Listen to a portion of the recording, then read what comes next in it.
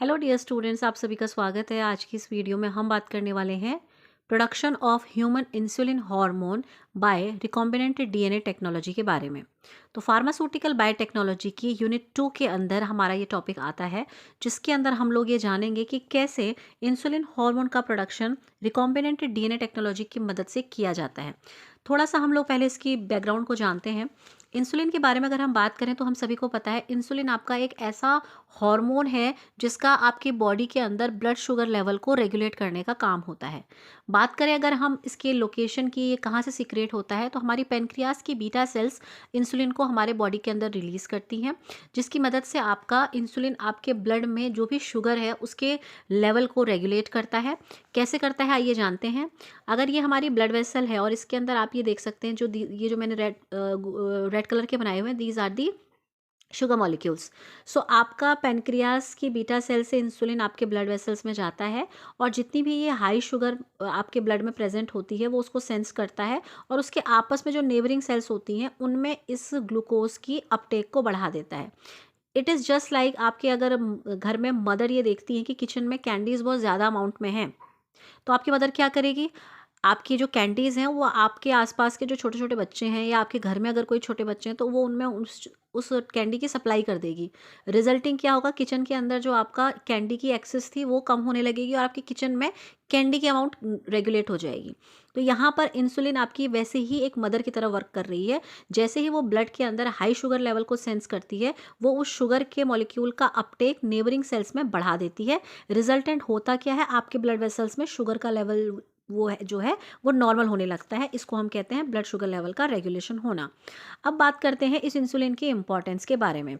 जैसा कि पता है, अगर आपकी बॉडी के अंदर इंसुलिन किसी भी कारण की वजह से आपके ब्लड शुगर लेवल को रेगुलेट नहीं कर पा रहा है, तो it leads to a condition called diabetes. तो diabetes, since we know that it is affecting 537 million people across the world. So this is a huge data, and experts are saying that this number is continuously getting increased, and they have predicted that this number will rise to 643 million by 2030. So now this data helps us to understand the future requirement and of course the current requirement of insulin in the market. Now इतनी huge amount of population को insulin की supply करने के लिए हमें क्या चाहिए, हमें एक ऐसा मेथड चाहिए जो इतनी ह्यूज अमाउंट में इंसुलिन हमारे लिए प्रोड्यूस करके ला दे। सो रिकॉम्बिनेंट डीएनए टेक्नोलॉजी हमें मदद करती है इतनी ह्यूज अमाउंट में इंसुलिन को प्रोड्यूस करने में। इसीलिए हम आरडीएनए टेक्नोलॉजी का इस्तेमाल करते हैं। इस टेक्नोलॉजी से हम इंसुलिन जब बनाते हैं तो वो बहुत ही लार्ज क्वांटिटी में प्रोड्यूस होता है।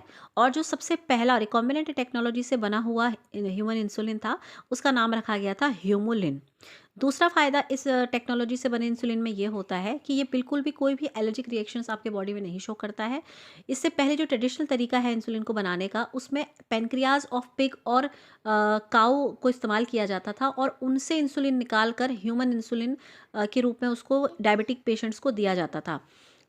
पर होता क्या था, चूंकि वो दूसरी स्पीशीज से निकाला गया इंसुलिन है, तो वो एलर्जिक रिएक्शंस कॉज करता था ह्यूमंस के अंदर, क्योंकि वो इम्यूनोजेनिसिटी कॉज करता था, जिसकी वजह से बहुत सारी एलर्जिक रिएक्शंस होती थी। लेकिन आरडीएनए टेक्नोलॉजी से बना हुआ इंसुलिन इज कम्प्लीटली सेफ, ये किसी भी प्रकार के एलर्जिक रिएक्शंस नहीं शो करता है। तीसरा, चूंकि इसमें आप किसी भी एनिमल को यूज़ नहीं कर रहे हैं, यहाँ पर आपने एनिमल्स को बाईपास कर दिया है, तो रिकॉम्बिनेंट डीएनए टेक्नोलॉजी के माध्यम से बने हुए इंसुलिन में किसी भी प्रकार का कोई एथिकल कंसर्न जो है वो नहीं रेज होता है। कोई भी एथिकल इशू जो है यहाँ पर रेज नहीं होता है। इंसुलिन की जब बात आती है तो हम एक बहुत ही रिनाउंड बॉटनिलिस्ट हैं जिनका नाम है आपका फ्रेडरिक सेंगर। तो 1958 में फ्रेडरिक सेंगर ने, actually he was a very renowned person, he actually discovered the structure of insulin. For that he was also awarded with Nobel Prize. So इन्होंने ये बताया कि आपके एक इंसुलिन मॉलिक्यूल के अंदर टोटल 51 अमाइनो एसिड्स होते हैं। ये 51 अमाइनो एसिड्स दो चेन्स में अरेंज रहते हैं, chain A and chain B. Chain A के अंदर टोटल अमाइनो एसिड्स की संख्या रहती है 21, चेन बी के अंदर अमाइनो एसिड्स की संख्या रहती है 30। तो इस तरीके से 51 अमाइनो एसिड एक दूसरे के साथ डाइसल्फाइड बॉन्ड की मदद से आपका ये दोनों चेन एक दूसरे से कनेक्टेड रहती हैं और एक इंसुलिन मॉलिक्यूल का फॉर्मेशन करती हैं। अब बात कर लेते हैं हम रिकॉम्बिनेंट डीएनए टेक्नोलॉजी से बने हुए सबसे पहले अप्रूव्ड ड्रग के बारे में। सो ये है हमारी ह्यूमुलिन।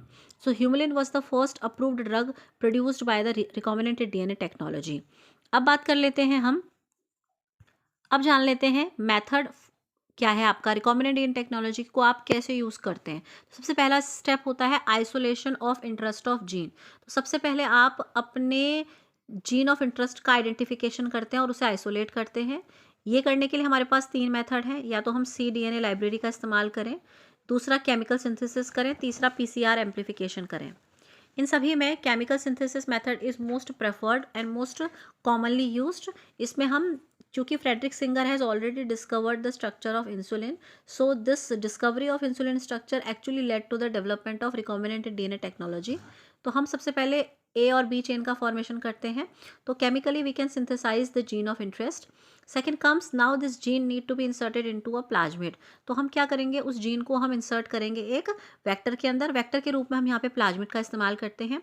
अब हम क्या करते हैं, उस रिकॉम्बिनेंट डीएनए को हम ट्रांसफ़र करते हैं एक होस्ट के अंदर। होस्ट के रूप में यहाँ पर इस्तेमाल किया जाता है ई कोलाई को। After that what will happen, the fourth step will proceed, that is transformation और एक्सप्रेशन, जहाँ पर आपका वो रिकॉम्बिनेंट डीएनए अपने उस जीन को, उस कोड को डिकोड करेगा and it will start synthesizing that particular insulin protein और hormone. Fifth step will be, after the expression the expressed protein will get isolated and last but not the least the purification will takes place। चलिए अब इन सारे steps को हम detail में study करते हैं। सबसे पहला स्टेप जिसमें हमने सिंथेसिस करनी है ए चेन और बी चेन की। So first step will be the identification and then finally isolation of gene of interest. तो ए और बी चेन की केमिकल सिंथेसिस करके हम जीन ऑफ इंटरेस्ट को बना सकते हैं। Second, we will perform the insertion of that gene. तो हमने क्या किया, हमने उस जीन को लिया and then we will find a plasmid. तो ये प्लाज्मिड हमारा एक सुटेबल वेक्टर की तरह काम करेगा और इसमें हम हमारे उस ए चेन के जीन को, यहाँ पे जो ग्रीन है ये है ए चेन का जीन और ये जो पिंक बनाया है ये है बी चेन का जीन। तो this is the gene of interest for A chain, this is the gene of interest of B chain, और ये हमने बनाए हैं अपने पहले स्टेप में केमिकल सिंथेसिस से। अब हम इन दोनों को हमारे प्लाज्मिड के अंदर सेपरेटली इंट्रोड्यूस करा देंगे। तो इस प्लाज्मिड में आपने अपने ए चेन के जीन को इंसर्ट कराया, इस प्लाज्मिड में आपने बी चेन के जीन को इंसर्ट कराया। तो आपने दो डिफरेंट सोर्सेज से जीन्स को इंट्रोड्यूस करा के एक नया डीएनए बना दिया। तो इसे कहा जाएगा रिकॉम्बिनेंट डीएनए। एक इसमें प्लाज्मिड का आया है DNA, this is the plasmid is actually the extra chromosomal genetic material in the bacteria. So this is the one DNA from one source and this is the another DNA from the another source, that is from the another organism. तो आपने दो different sources से in genetic material को लिया और एक recombination वाला molecule ready करा। अब हमारे पास प्लाज्मिड के पास क्या आ चुका है, प्लाज्मिड के पास अब जेनेटिक कोड आ चुका है। अब हमारे पास जो प्लाज्मिड होता है, अगर आप उसके स्ट्रक्चर को देखेंगे तो प्लाज्मिड के स्ट्रक्चर में ये वाला जो रीजन है यहाँ पर होता है beta galactose gene. Beta galactose gene के जस्ट बगल में हम हमारे इंसुलिन के जीन को इंट्रोड्यूस कराते हैं जो कि ए सब यूनिट के लिए कोड करता है। इसके जस्ट नीचे होता है एंटीबायोटिक रेजिस्टेंस जीन और यहाँ पर होता है प्रमोटर जीन। तो दीज आर द कंपोनेंट और the structural component of the plasmid. So likewise इसमें भी यहाँ पर रहेगा। तो यहाँ पर हमारा जो इंसर्शन हुआ है हमारे बी चेन के जीन का, वो हमने अगेन से बीटा गैलेक्टोज जीन के जस्ट एडजेसेंट में इसको कराया है। ये चीज़ हमें यहाँ पे ध्यान रखनी पड़ती है। अब हम आगे बढ़ते, now what we will perform, now we will perform the selection of the transformed E coli और द होस्ट सेल्स। अब हम क्या करेंगे, हमारे पास जो प्लाज्मिड था, रिकॉम्बिनेंट प्लाज्मिड, रिकॉम्बिनेंट डीएनए था, उसको हम डालेंगे ई कोलाई के अंदर। ई कोलाई में डालने के बाद 3 कंडीशंस होती हैं। हो सकता है कि आपके पास जो सेल मिले, आपको ई कोलाई की सेल मिले, वो नॉन ट्रांसफॉर्म्ड मिले, यानी कि उसके अंदर प्लाज्मिड अपने आप को ट्रांसफॉर्म कर ही ना पाए। दूसरा केस हो सकता है कि आपका जो सेल है वो ट्रांसफॉर्म्ड हो, प्लाज्मिड उसके अंदर आपका ट्रांसफॉर्मेशन लाए, लेकिन आपका जो वेक्टर है वो अनअल्टर्ड रहे। तीसरा एक और कंडीशन हो सकती है कि आपका ये पूरी की पूरी सेल प्लाज्मिड के मदद से ट्रांसफॉर्म भी हो, या कहें और साथ ही साथ आपका जो वेक्टर है वो भी आपका ऑल्टर्ड हो जाए, या कहें आपका रिकॉम्बिनेंट वेक्टर भी ऑल्टर हो जाए। तो हमारे पास 3 कंडीशंस रहती हैं। अब इसमें हमें सेपरेशन करना होता है क्योंकि हमें इसमें mixtures of these 3 types of cells E coli की मिलती हैं। तो हम लोग सिलेक्शन करने के लिए क्या करते हैं, अलग अलग मेथड्स इस्तेमाल की जाती हैं। पहला मेथड है, आप एंटीबायोटिक रेजिस्टेंस कर सकते हैं bye selective medium.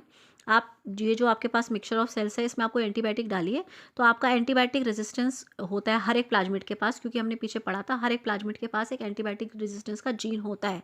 Selective media का इस्तेमाल करके आप इन तीनों को अलग अलग ऑब्टेन कर सकते हैं। दूसरा है, आप विजिबल उनके कैरेक्टर्स को ऑब्जर्व कर सकते हैं कि इसमें आपका प्लाज्मिड ऑल्टर्ड हुआ है कि नहीं हुआ है, इसमें आपका प्लाज्मिड ऑल्टर्ड इसमें हुआ है और इसमें प्लाज्मिड ऑल्टर्ड नहीं हुआ है, और ये तो आपकी जो सेल है वो पूरी की पूरी ट्रांसफॉर्म नहीं हुई है। तो ये इस तरीके से भी हम पता लगा सकते हैं। तीसरा है, हम ब्लॉटिंग टेक्निक्स का यूज़ कर सकते हैं। इनमें सबसे ज़्यादा चलती है आपका antibiotic resistance by selective media. तो after identifying and after selection of the transformed E coli cells, अब हम क्या करते हैं, हम ये देखते हैं कि उस ट्रांसफॉर्म्ड ई सेल के अंदर एक्सप्रेशन होने लगता है। अब ये प्लाज्मिड क्या करता है, इस प्लाज्मिड के पास क्योंकि आपका ए और बी चेन दोनों के जीन प्रेजेंट हैं, तो ये क्या करने लगेगा, अब ये अपने आप को एक्सप्रेशन देने लगेगा, क्योंकि प्लाज्मिड के पास सेल्फ रेप्लिकेशन और एक्सप्रेशन की प्रॉपर्टी होती है। ये प्लाज्मिड अब अपने में से, ये बीटा गैलेक्टोज चेन है और ये दोनों बीटा गैलेक्टोज चेन है, तो बीटा गैलेक्टोज चेन के नीचे यहाँ पर ए चेन का जीन है और यहाँ पे बी चेन का जीन है, तो इसको कहते हैं हम फ्यूजन प्रोटीन। फ्यूजन प्रोटीन यानी कि जिसमें बीटा गैलेक्टोज के नीचे आपका ए चेन का जीन, यहाँ पर भी बीटा गैलेक्टोज चेन के आगे बी चेन का जीन प्रेजेंट हो, this is called fusion protein. तो ये फ्यूजन प्रोटीन की सिंथेसिस होगी। अब आपका ये जो फ्यूजन प्रोटीन है ये ट्रांसक्रिप्शन प्रोसेस करेगा, यानी कि अब ये आपका सिंथेसिस करेगा mRNA की, और वो mRNA अपने आप को ट्रांसलेट करेगा और इसके पास जो इंसुलिन बनाने का कोड है वो अपने आप को डीकोड करेगा। तो ट्रांसलेशन प्रोसेस में क्या होता है, ट्रांसलेशन प्रोसेस में आपका जो mRNA है वो अपने में से डीकोडिंग स्टार्ट करता है और उस पर्टिकुलर जेनेटिक कोड के अकॉर्डिंग प्रोटीन की सिंथेसिस स्टार्ट करता है। फाइनली अब हम क्या करते हैं, लास्ट स्टेप रहता है प्योरिफिकेशन का। प्योरिफिकेशन करने के लिए हम लोग क्रोमेटोग्राफी का भी इस्तेमाल करते हैं। So this was the whole procedure for obtaining insulin in a large quantity with no allergic reactions, without any ethical concerns, with the help of recombinant DNA technology. I hope आपको video informative लगा होगा। अगर आप इस channel पर नए हैं तो आप चैनल को सब्सक्राइब कर सकते हैं। Thank you so much for watching this video.